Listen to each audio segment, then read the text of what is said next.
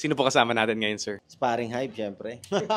Ano po yung industry natin, sir, sa mga hindi po nakakalam? We buy and sell consigned luxury watches. Gano'n na po ba tayo katagal sa watch industry? The whole watch industry since 2016. Luxury watches, mga to 2021, 2020. Ganun. Pero as a businessman, ilang taon na po tayo nag-business? I'm doing business since 17 years old ako. Pare. Tagal na. Ano po ba yung mga naging business natin way before this? Buy and sell mga shoes. Sneakerhead ako dati. So, trading shoes. And then after that, nagkaroon ako ng cafe, coffee shop. So, and then after that, I entered the construction business, e-commerce. After e-commerce, ayun, luxury watches na. Sobrang dami na rin po pala na pagdaanan. Sobrang dami na daanan. Every single one of them failed before. Okay, ano po yung biggest lesson na nabigay sa inyo dun sa mga business na pagdaanan nyo? Yung ibang lumubog or yung iba na nag-succeed? Never fail. You know, a failed business is just a lesson learned dyan. As long as you learn something out of that failed business, it's okay, just move on. Never quit. So balik lang po tayo dun sa watch industry. Tingin nyo po ba ang mga luxury watches, isa po to sa mga pinakamagandang investment in today's market? Well, investment, it depends. Kung ang gusto mo na investment is to just buy something and then later on sell it, yes, it could be. There's a chance na oo, there's a chance na hindi. Kasi pwedeng bumaba yung prices eh.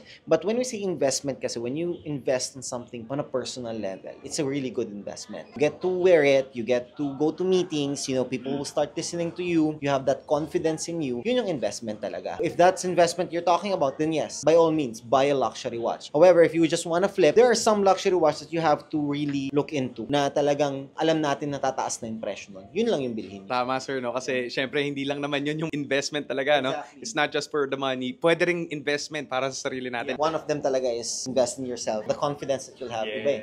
Try mo. Bili ka na. Oo nga. Tatuloy natin. Next question naman po, sir. Paano nyo napapaikot yung pera nyo sa pag-buy and sell ng mga high-end or luxury watches? Well, napapaikot, it's just buy and sell. Capital na ibalik na and then just reinvest into something habang lumalaki yung capital mo. Pero most of our we do kasi is the smartest way is the consign. So marami tayo talagang watches na consigned siya by other people that wanna dispose their watches or liquidate but they wanna trade up. So at first, pag-aalokan namin, ayaw nila dun sa price namin, sabihin namin, just consign. And most of our inventory naman ay mga consigned talaga. So marami din talagang pwedeng pagkuhaan ng income pagdating sa mga ganitong klaseng industry. You know, consignment is free capital. Galing po ba tayo sa pera, sir? Galing sa pera, no. Honestly, I still remember yung mga times na talagang sardinas, tapos biyahe talagang madaling araw. Nagpuprutas-prutasan lang meron kami dati. You know, money, I don't think you can be successful when galing ka sa pera. Bigyan man kita ng 1 million ngayon, pag di mo alam paano gamitin yan, it will turn to zero. But give someone 1 peso lang, if alam niya kung paano gamitin yan, it will turn to 1 million. And pinaka-important sa lahat is pakikitungo sa tao. Tao mo, internal customers mo, and tao na clients, external customers. Galing po pala tayo sa hirap. Paano po kayo nakapag-break sa cycle of poverty? Kasi sabi nila, ang mga mayayaman lang daw, sila daw yung mayaman, pero yung mga mahihirap stays mahihirap. Paano tayo nakaalis sa cycle of poverty? You know,